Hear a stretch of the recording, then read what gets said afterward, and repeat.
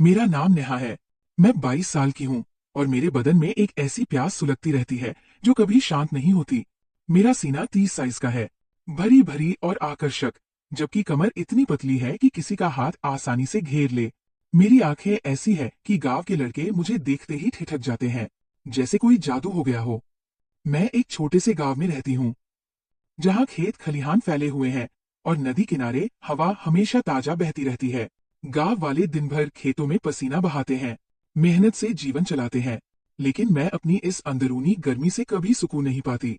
शादी को अभी सिर्फ 2 साल ही हुए हैं, लेकिन मेरा पति अमित शहर में नौकरी करता है। वह महीने में बस एक बार ही लौटता है, वह भी इतना थका हारा कि रातों में वह पुराना जोश व उत्साह कहीं गायब हो जाता है। मेरा बदन हमेशा प्यासा रह जाता है, जैसे कोई आग बुझने का नाम ही ना ले। हर रात अकेले लेटकर मैं सोचती रहती हूँ कि कब कोई जवान ताकतवर मर्द आएगा जो मुझे पूरी तरह से अपना बना लेगा, मेरी इस प्यास को बुझा देगा। अगर आप मुझसे बात करना चाहते हैं तो कहानी को पूरी सुने, क्योंकि मेरा नंबर इसी कहानी में बताया है। घर में ज्यादातर समय मैं अकेली ही रहती हूँ। दोस्तों, ये कहानी मेरी और मेरे जेठ राजेश की है। कहानी बहुत ही ज्यादा मजेदार होने वाली है, जिसमें आपको बहुत मजा आएगा। इसलिए इस कहानी को पूरी सुने। हेलो दोस्तों, सबसे पहले मैं आपसे रिक्वेस्ट करना चाहती हूँ कि वीडियो देखने के बाद सब्सक्राइब जरूर कर लीजिएगा। मैं इन वीडियोस को बनाने में बहुत मेहनत करती हूँ और इसी से मैं अपना खाना खाती हूँ। जो भी सब्सक्राइब करेगा, मैं दुआ करती हूँ कि उसकी जिंदगी बहुत अच्छी, अमीर और खुशहाल हो। प्लीज प्लीज सब्सक्राइब कर लीजिएगा। मेरे सास ससुर का घर पास ही है और उनका बड़ा बेटा मेरा जेठ राजेश अक्सर मेरे घर आता जाता रहता है। राजेश 28 साल का है, गांव का सबसे मजबूत और हटा-कट्टा आदमी। वो खेतों में दिन भर मेहनत करता है, जिससे उसका बदन पत्थर जैसा मजबूत हो गया है। चौड़ी छाती, सख्त बाजुएं और वह मुस्कान जो सीधे दिल को छू जाती है। जब वह मुझे देखता है तो उसकी आंखों में एक ऐसी चमक होती है जो लगता है जैसे मेरे कपड़ों को भेद रही हो। शुरुआत में सब कुछ बिल्कुल सामान्य था। राजेश मुझे भाभी कहता था और मैं उसे जेठ जी कहकर पुकारती। लेकिन पिछले कुछ महीनों से मैंने महसूस किया कि उसकी नजरें मेरे बदन पर ठहर जाती है, मेरी भरी हुई छाती पर, पतली कमर पर, जांघों पर। मैं स्वभाव से अलग हूँ, इसलिए कभी कभी जानबूझकर टाइट ब्लाउज पहन लेती। साड़ी का पल्लू थोड़ा ढीला रखती ताकि वह देख सके। अंदर से मुझे एक अजीब सा मजा आता था जब उसकी नजरें गर्म हो जाती और हवा में तनाव सा छा जाता। एक गर्मी के दोपहर मौसम इतना उमस भरा था कि सांस लेना भी मुश्किल हो रहा था। मैं घर में सिर्फ ब्लाउज एंड पेटीकोट में थी, पल्लू भी नहीं लिया था। राजेश खेतों से लौटा, पसीने से तर बनियान और लुंगी पहने हुए उसने पानी मांगा। मैंने गिलास बढ़ाया लेकिन हाथ फिसल गया और पानी उसकी बनियान पर गिर पड़ा। मैंने झुककर हाथ से पोंछना शुरू किया। मेरा हाथ उसकी सख्त छाती पर रुक गया। उसकी धड़कन इतनी तेज थी कि मेरे हाथ के नीचे महसूस हो रही थी। वह मेरी आंखों में देखता रहा और धीमी गहरी आवाज में बोला, भाभी, आप तो गांव की सबसे खूबसूरत औरत हो। कोई आप जैसी नहीं देखी मैंने। मैं मुस्कुराई, थोड़ा शर्मा और बोली, जेठ जी, आप भी तो गांव के सबसे ताकतवर और जवान मर्द हो। आप जैसा कोई नहीं। मैंने अपना हाथ नहीं हटाया। हम दोनों कुछ पल ऐसे ही खड़े रहे। हवा में एक अजीब सी बिजली दौड़ रही थी। उस दिन से राजेश की हिम्मत बढ़ गई। कभी खेत से लौटते हुए पीछे से आकर मेरी कमर में हाथ डाल देता, जैसे कोई पुराना दोस्त हो। कभी शाम को बातें करते हुए मेरे बगल में बैठ जाता और हाथ मेरी जांघ पर रख देता। सुबह सुबह मेरे कमरे में आकर बेड के पास खड़ा हो जाता और मेरी छाती को लंबे समय तक देखता रहता। मैं कभी रुकती नहीं थी, बल्कि अंदर से एंजॉय करती, क्योंकि अमित की अनुपस्थिति में मेरा बदन प्यास से तड़प रहा था। राजेश की ताकत, उसका मजबूत बदन मुझे पागल बना रहा था। इसलिए कभी कभी इशारे भी देती, ब्लाउज का हुक खुला छोड़ देती, साड़ी का पल्लू जानबूझकर गिरने देती। एक रात सास ससुर शहर गए हुए थे। राजेश मेरे घर रुक गया था क्योंकि बारिश की वजह से रास्ता बंद हो गया था। घर में सिर्फ हम दोनों थे। बाहर तेज बारिश हो रही थी, बिजली कड़क रही थी और अचानक सारी लाइटें चली गई। कमरे में घना अंधेरा छा गया। मैं बिस्तर पर लेटी थी, दिल जोरों से धड़क रहा था। नींद कहाँ आ रही थी? राजेश की वो नजरें, उसका स्पर्श, उसकी गर्म सांसें सब याद आ रही थी।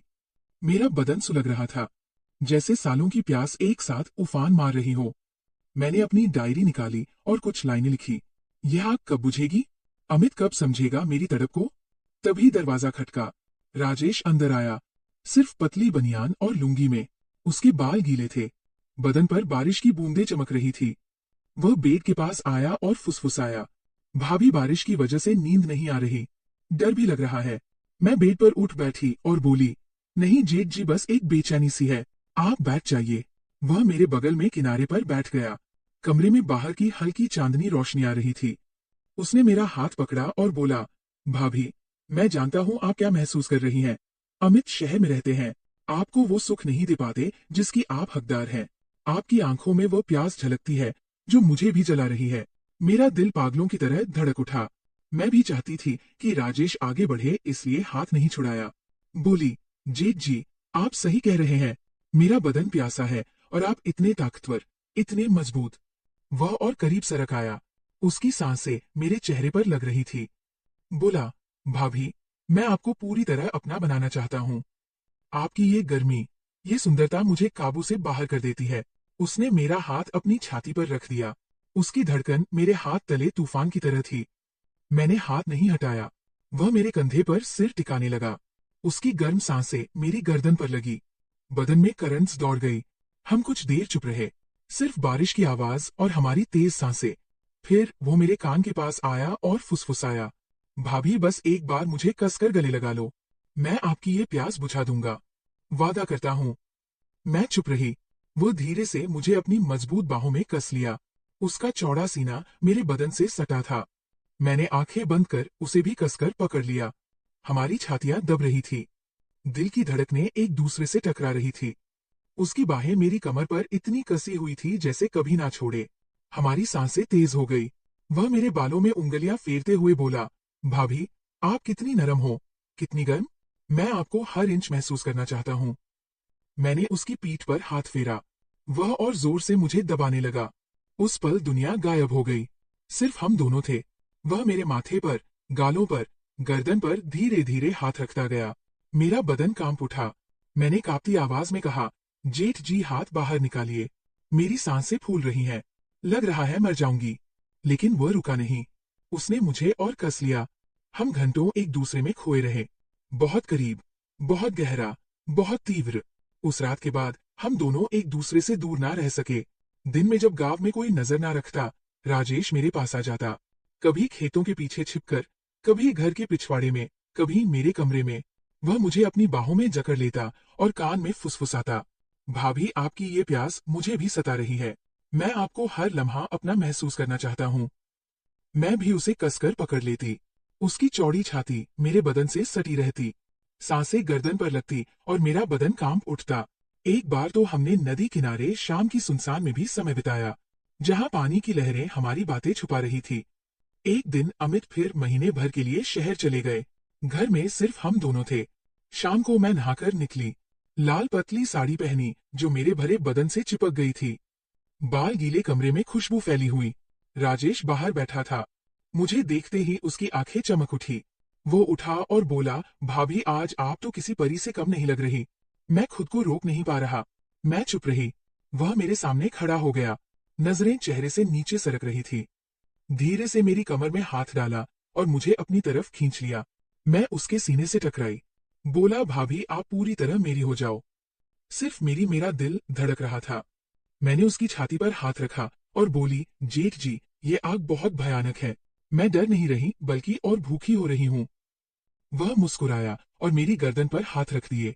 उसका स्पर्श, सांसें, मेरा बदन जल उठा। मैंने उसे गले लगा लिया। हम कमरे में पहुंचे। वह मुझे बेड पर ले गया, ऊपर चढ़ गया। उसका मजबूत बदन मेरे ऊपर था। हाथ, पीठ, कमर, जांघों पर घूम रहे थे।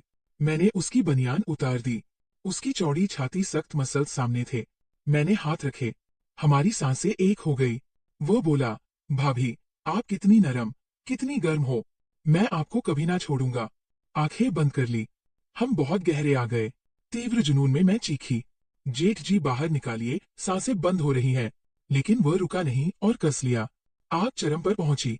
चीखें करा बनी। फिर आनंद की आवाजें कमरे में गूंजी। उस शाम से हम पूरी तरह खो गए। अमित के जाने पर हम हर पल साथ जीते। सुबह राजेश कमरे में आता, बिस्तर पर मुझे बाहों में भर लेता।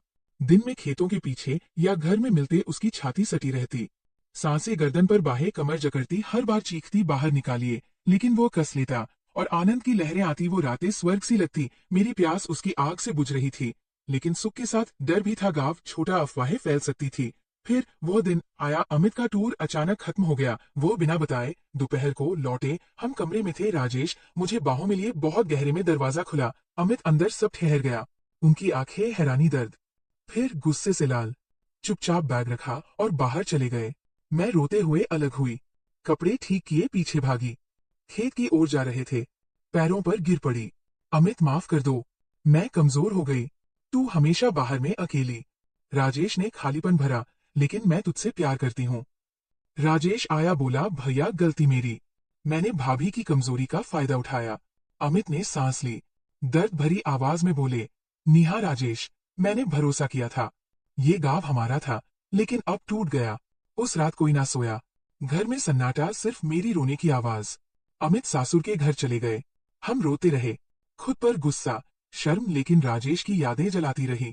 3 दिन बाद अमित लौटे, चेहरा कठोर, बोले, नेहा, राजेश रात भर सोचा, मैं तुम्हें खोना नहीं चाहता। राजेश मेरा भाई है, नेहा मेरी बीवी। माफ कर सकता हूँ, लेकिन भूल ना सकूंगा। मैं रोई घुटनों पर, अमित माफ कर, कमजोर पड़ गई तेरी कमी में। राजेश ने प्यास बुझाई, लेकिन दिल से तेरी हूँ। राजेश बोला, भैया गलती मेरी, गांव छोड़ दूंगा। अमित बोले, नहीं रहना, लेकिन बदलाव होगा। नेहा, नौकरी बदल लूंगा, ज्यादा गाँव रहूंगा। वो प्यार, गर्माहट दूंगा जो कमी थी। और राजेश, दोबारा कभी नहीं। हम चुप। अमित ने गले लगाया, सुकून मिला। राजेश बाहर गया। महीनों मुश्किल दूरी बनाई, नजरें मिली तो मुड़ जाते। अमित बदले, टूर कम किए। रातें हमारी, जोश लौटा, रिश्ता मजबूत। राजेश को भूलने की कोशिश, लेकिन पूरी ना भूली। एक दिन राजेश बोला, भाभी जा रहा हूँ, शहर में नौकरी लगी। भैया को खुश रखना, लेकिन तुम दिल में रहोगी। वो रातें भूलूंगा नहीं। मैं रोई, आखिरी गले लगाया, खुश रहना। वो सपना था खत्म। राजेश गया। अब सिर्फ अमित और मैं, रिश्ता गहरा, गर्म। लेकिन रातों में राजेश की यादें, बाहें, सांसें, मीठा दर्द, मुस्कुराकर, आंखें बंद। शायद प्यार था, शायद प्यास, लेकिन वो आग सुलगती है।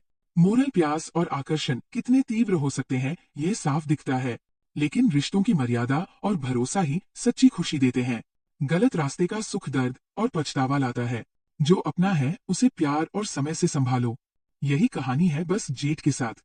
अगर और कोई बदलाव चाहिए तो बताना। तो दोस्तों, कहानी आपको कैसी लगी, कमेंट करके जरूर बताएं।